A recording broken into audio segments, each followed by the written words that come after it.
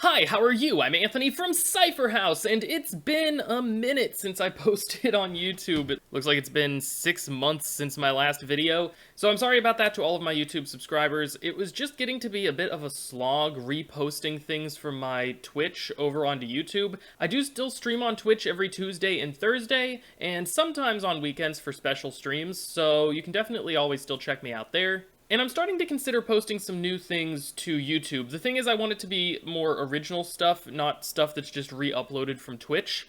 So it's just going to take me a bit longer to come up with video ideas and edit that stuff and post it than it was when I was just essentially turning things over from Twitch. But the good news is that kind of gives me some freedom to come up with some cool and interesting things like the video that we're shooting today.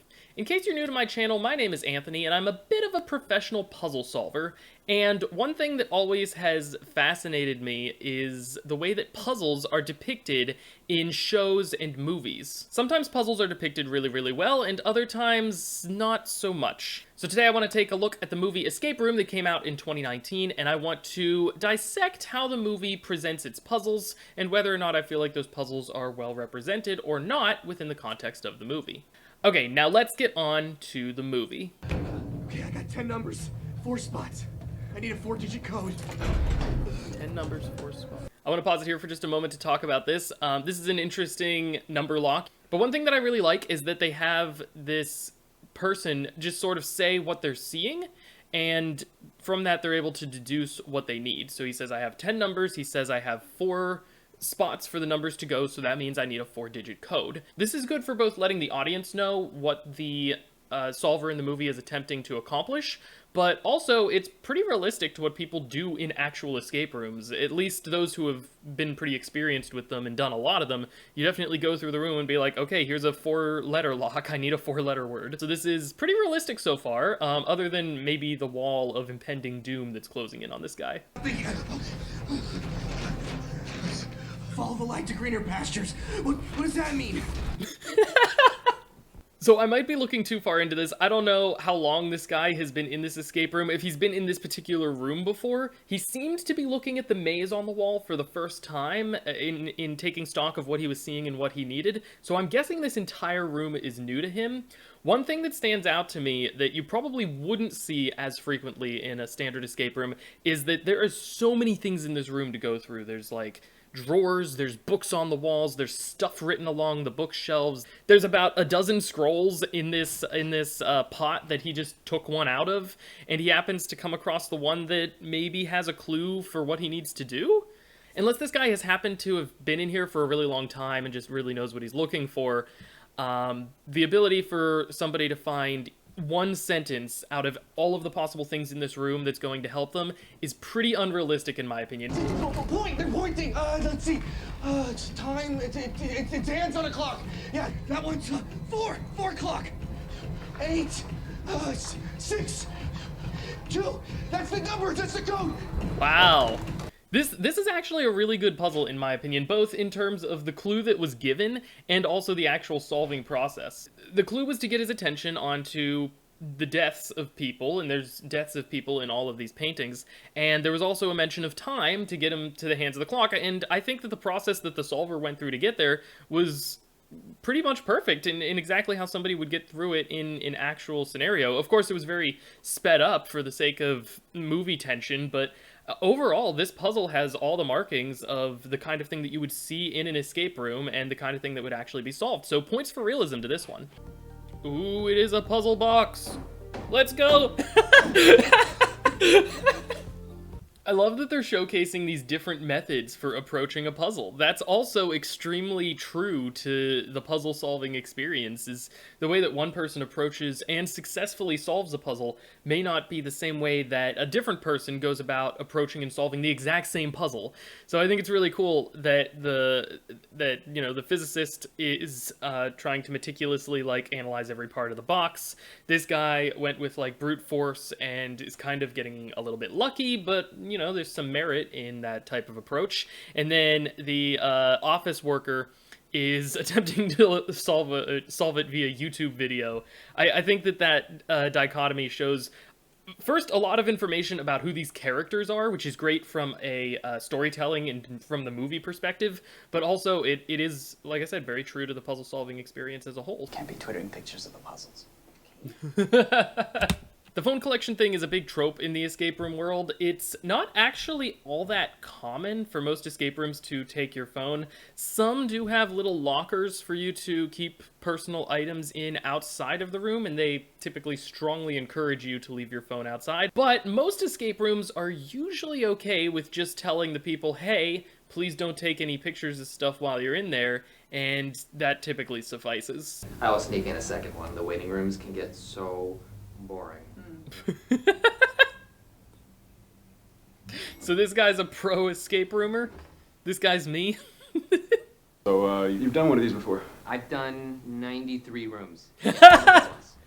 This guy is so accurate to the escape room fan world. Everybody keeps a list of all of the escape rooms that they've done, and anybody that you ask will have an immediate number ready as to how many rooms it is that they've accomplished and what their success rate is and what their favorite rooms were. This guy is literally the definition of escape room fan. However, I will say 96 is actually on the lower end of the scale. The searching phase of the escape room. For me, I am terrible at searching. I always forget to open one drawer or look in one corner of the room where something is inevitably going to be. So this room, looking at it, doesn't seem quite as populated with items as the first room that we saw did. So I would honestly believe that you could expect a puzzle solver to find that Fahrenheit 451 clue in this room. I will say it's not the best design to have a knob where you just turn it to a single number, because people will just sit there and play with knobs and things in escape rooms when they're not sure what else to do. So if you really just need that knob in a single position, odds are somebody is going to hit or pass that position. The idea of it being a combination lock was much more likely as something you might actually see. I want out! You let me out of here now! Quick PSA for anybody who doesn't know, any real escape room should and will always let you out if you actually want to be let out. In fact, almost all escape rooms don't lock you in the first place. There's always an emergency exit, or the door is never locked in the first place and your goal is something else other than to open the door to get out. This sort of thing would never happen in real life, but of course this is a movie, and I wouldn't expect the safety of a horror film escape room to be up to par with the industry standard. A-C-K-S-O-N. What's the next name? John Lincoln. Lincoln. Lincoln? Yeah. L. Hey, there's letters here, but there's 9. Oof. Dasher, Dancer, Prancer, Vixen, Comet, Cupid, Donner, Blitzen. He'll go down in history. What is he talking about? It's Rudolph. That puzzle wasn't bad, but honestly, it is a little bit tougher than what you would typically see in an escape room. Up until now, everything has been pretty much physical puzzles, or searching puzzles, or a puzzle where the code that you need is kind of sitting right in front of you. This one is the first puzzle that's been depicted in this movie that's actually required outside knowledge.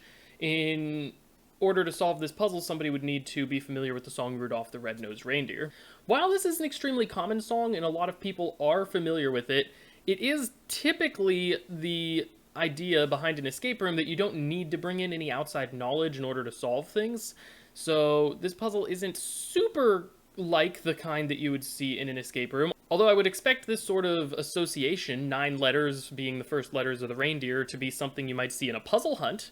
It does seem that this room was designed specifically for these characters, though, so we can maybe let the writers and designers off with a bit of a pass here, because, you know, obviously whatever entity designed this escape room knew that at least that particular character was familiar with the Rudolph song. Oh, it's cold. I feel like this would take way too long, and your hands would definitely freeze off, right? Back to the basics. What? 1-1-1-1. Nope, that's not it. It's a giant sliding puzzle. Sliding puzzles are a great component to include in an escape room. There's no special knowledge required to solve them. Most people tend to approach them by just slowly getting pieces where they need to go and working their way through the puzzle, and that's a great visual way to show a solver that they're making progress on something. It's also a good thing for someone to fidget around with as you're stuck on other clues. So overall, I think this is a pretty accurate puzzle that you could see in an escape room. Hey, I got it! What? Got it! How does she know that she got it? Like, obviously the four in the center make a big circle. That's probably pretty compelling, but how does she know that the rest of it is solved? Where even is the blank space here? I guess there's also, like, there's a yellow stripe here, there's a blue stripe down here. But, like, how do you know that these four aren't rotated around, maybe? I guess these two are tied together. It's just, this doesn't feel like a very obvious solution. I don't know how our character is so convinced that she's solved it. I'm sure that she has, but I would say this one's a bit unrealistic in terms of the solving process. I don't know how she got to this point, and it doesn't seem like we're going to get an explanation. It's the circles. They're billiard balls. The yellow stripe. That's a 9. 9. Next. The black ball, that's the 8 ball, obviously. 8. 2 more. Blue stripe, that's 10. Try 1, 0. Okay, the room is upside down, so the code might be 2. Yeah. Try 0, 1, 8, 6. So, after the sliding puzzle portion, the rest of this isn't too bad. Learning that the colors match the colors of the balls on the pool table and that gives a 4-digit code for the safe is very well founded, and I like that a lot. I'm not sure that I like the switching things upside down portion. Maybe reading the code in reverse instead of the other way around is fine, but you would still have the number 10 rather than the number 01, and they seem to have reversed the number 01 as well, so I don't really like that portion of it so much. I feel like that's the kind of puzzle that I would describe as inelegant if I encountered it in a real escape room. It could be 012, right? Like a code. Wait, no. It spells E, K, G. Yeah, it's sign language. So again, that's the kind of puzzle that you wouldn't have in an escape room if you didn't know that somebody in there spoke sign language. So I guess we give the designers a pass here because they very clearly intimately knew about the lives of these characters. But in general, you wouldn't see a sign language thing in an escape room unless you also had a sign language book to tell you what it was trying to get across. Higher, come on! No. How do they know that they need a higher heart rate here? I don't know if I missed something, or I'm not entirely sure what happened there, actually. I don't know why they know they need a higher heart rate. That one's weird. I don't know. Streams. Maybe they mean the low end. So they needed a low heart rate and a high heart rate, or just a low one? That was a very strange puzzle. That one wasn't very well clued at all. He guessed that they needed a high heart rate, but I guess they actually needed a low heart rate. The clue was to test your limits, so maybe they needed one of each. I'm still not entirely sure, and I've now seen the full scope of what the puzzle was trying to do. That one's pretty weird to me. It doesn't ring true for anything that I've ever seen in terms of solving a puzzle. It was very strange, that one. So this is one thing that's kind of interesting to me.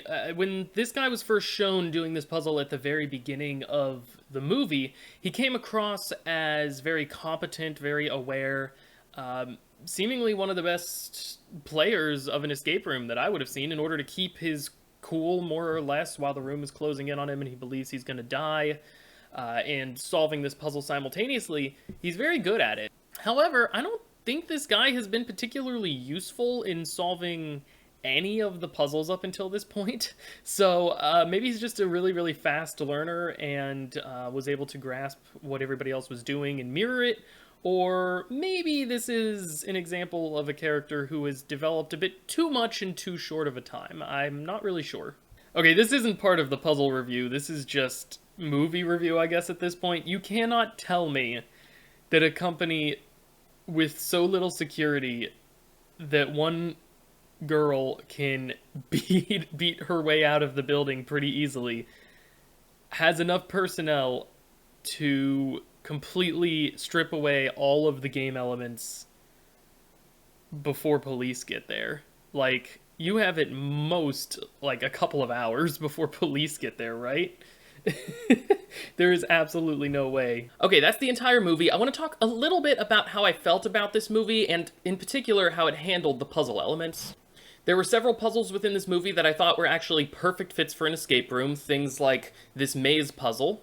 They have kind of that perfect escape room difficulty, where it's not immediately obvious what you're supposed to do, but you can pretty easily deduce what you have to do by just looking around the room and seeing what there is to find. I've seen a few critiques online about some of the puzzles in this movie, and it should be clear by now that I have a few of my own, but one that I actually don't criticize that other members of the internet have is the oven dial in the very first room. Now, some have pointed out that the oven dial doesn't actually need to be turned in order for the participants in the room to take the next step, which is finding the key in the fire extinguisher and opening the window.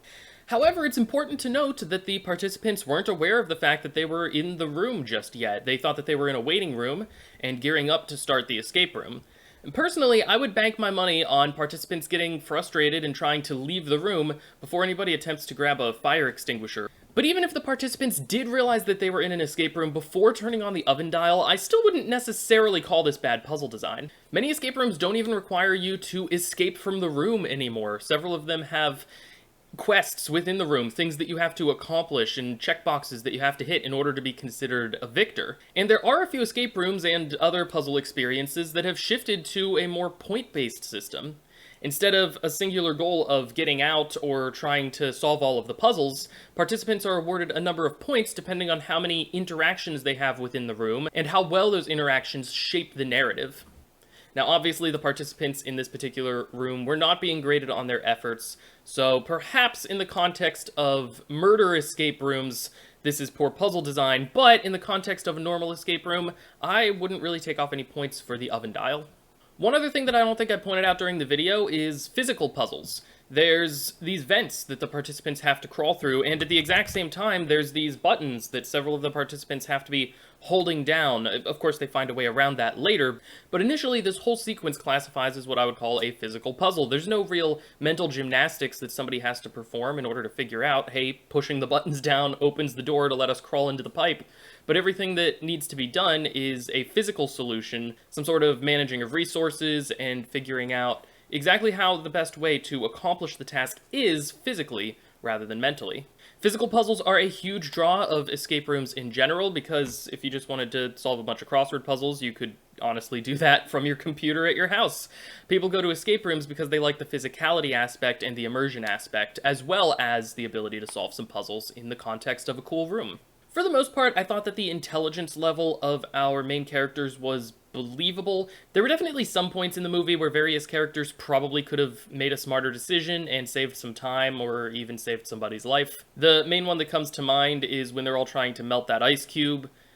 Just all of them putting their hands around the surface of the ice cube feels like one of the least efficient ways to do that. But in terms of coming to realizations like, hey, these are antlers and they have certain initials and there's the sign, you'll go down in history, kind of all tying into the Rudolph the Red-Nosed Reindeer song, I thought that these sequences were believable and understandable as to how the characters got to the conclusions that they did. There were no big jumps in logic to make the characters appear vastly smarter than the viewer could ever hope to be, and there was no long, drawn-out sequences where the audience very clearly knew what the answer was, and the characters were sitting there twiddling their thumbs, wondering what 1 + 1 is for the entire duration of the movie.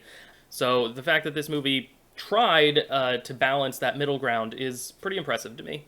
But overall, I think my favorite part of the movie has to be how well the escape room enthusiast was portrayed. I genuinely feel like I would be this guy in the escape room. I like that they didn't make him super arrogant, like he just kind of is going through the room and trying to play with the other people rather than just trying to lead everything himself. All that said, while I think the front half of this movie was packed with some pretty decent puzzles and reasonable escape room scenarios, I do think that they kind of lost that momentum and started to favor maybe character development or strong character moments over good puzzle design in the back half of the movie. This slider puzzle was absolutely ridiculous. There is nothing to indicate what the correct solution is or how it all goes together. There's no way that this character could have known that she had the correct solution when she did. This bit with the heart rate monitor was absolutely ridiculous. They didn't explain at all how they even knew that they needed to take their own heart rate. Like, all they had was the letters EKG. And so you have an EKG machine, and sure, maybe the most common thing you would think to do with that is to take a heart rate. But everything that followed that, everything from knowing that they needed some extreme heart rate just because one sign said push your limits or something like that, is absolutely bonkers, and it doesn't make any sense how this would even function as a puzzle, let alone how the characters jumped to these conclusions and how they were expected to in the first place. This whole room was just kind of insane to me. And of course the final room with the drug puzzle is definitely more for the theater and less something that you would ever see in an escape room. The actual puzzle in this room is another one that's very poorly explained. There's just some secret hatch on the wall where the character finds the antidote. Like, it seemed to be one of the first places he checked, so maybe there was something particularly interesting about this wall, but overall, it just feels like he randomly fumbled around and got to the solution, which is just not satisfying from an audience's perspective who wants to see smart characters solving creative puzzles. So overall, I'm going to give Escape Room 2019 a 7 out of 10 for how it handled its puzzle elements. While there are definitely several puzzles and elements to puzzles that were poorly explained and poorly designed, it's still probably one of the best movies that I've seen handle puzzle elements, especially escape room elements. The fact that there's a handful of very believable and interesting puzzles in this room, as well as the portrayal of things like the escape room enthusiast, there's a lot of things that redeem some of those bad moments for me, and so that's why I'm giving it the rating that I am. So there you have it, an analysis of the puzzles in Escape Room 2019 from a professional puzzler. I hope that you enjoyed this video. If you did, definitely leave a comment down below, and maybe I'll do some similar videos like this for other movies in the future. But until next time, everybody, have a great day, and as always, happy escaping. Bye!